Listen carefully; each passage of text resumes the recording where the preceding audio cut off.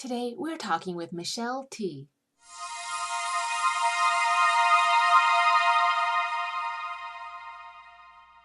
I think it's really important for modern tarot readers to be aware of, queer lives and queer experience. Not everybody coming to see you is going to be, straight people.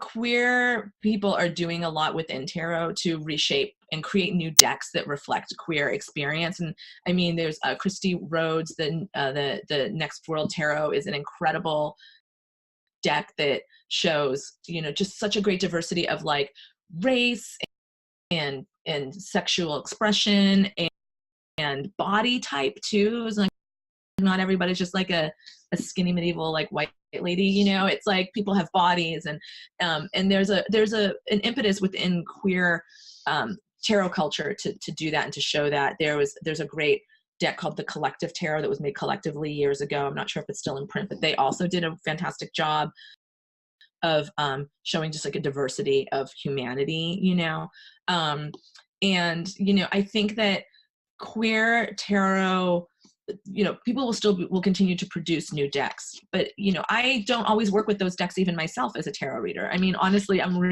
when I'm reading for people that are strangers that I don't really know very well, like I sort of default back to the Rider-Smith-Waite and to the Toth deck, and they are very white and very European. So it's important to me, if I'm not using a deck that kind of makes it very easy for me to, in my readings, know that like we're looking at these, like, especially with the court cards where it's like, it's a man with brown eye. It's like, those things are so funny.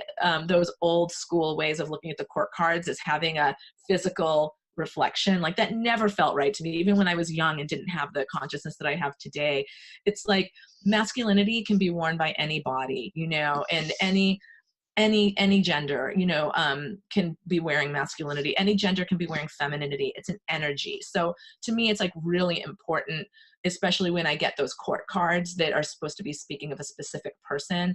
I won't be like, is there a guy? I'll be like, is there someone who like runs masculine energy? I really find that familiarizing yourself with the astrological components of the tarot can be really helpful also. So I'll be more likely to be like, is there a fire sign? Like if the Queen of Wands comes up, I'll be like, is that person a fire sign?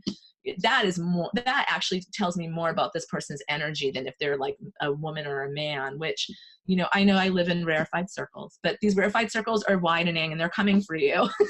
So, it's good to get comfortable with the idea that, women carry masculine energy, men carry feminine energy.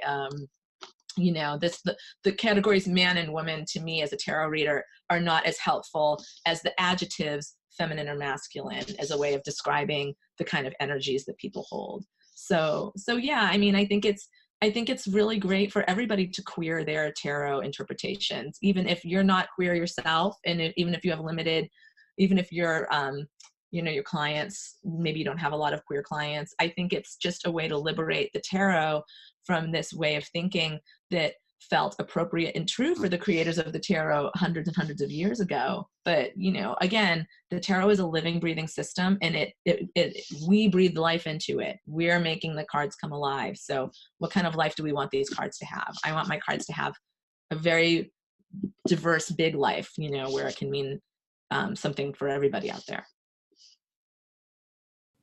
Register for this summer's Masters of the Tarot Conference in Rhineback, New York, hosted by Mary Kay Greer and Rachel Pollack. For more information, check out mastersofthetarot.com. Links in the video description box.